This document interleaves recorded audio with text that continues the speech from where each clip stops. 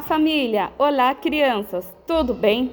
Eu sou a professora Ana e hoje iremos trabalhar o Caderno dos Trilhas de Aprendizagens, volume 2, com o tema musicalidade.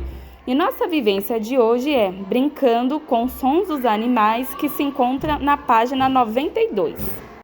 E hoje mostraremos 3 possibilidades que dá para fazer nessa vivência com os bebês e as crianças. A primeira possibilidade é de nós falarmos o som dos animais e as crianças imitar. Eu quero ver quem sabe imitar o cachorro. Faz o som do cachorro. O cachorro faz como? E o gato? A segunda possibilidade, iremos colocar os objetos dos animais junto com a caixa de som para as crianças identificarem o animal pelo timbre da voz deles. Que som é esse, Bela? Que som é esse, João?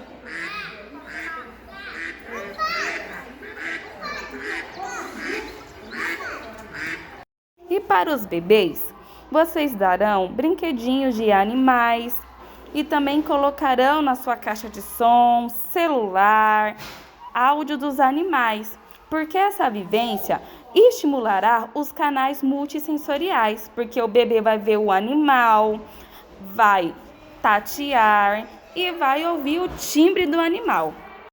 E a nossa última possibilidade, você poderá fazer com celular, caixa de som, algum aparelho sonoro.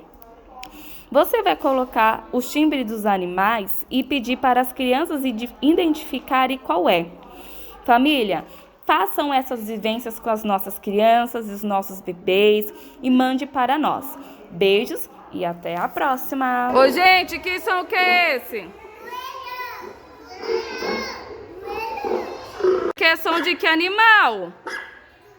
De cachorro! Do cachorro, muito bem!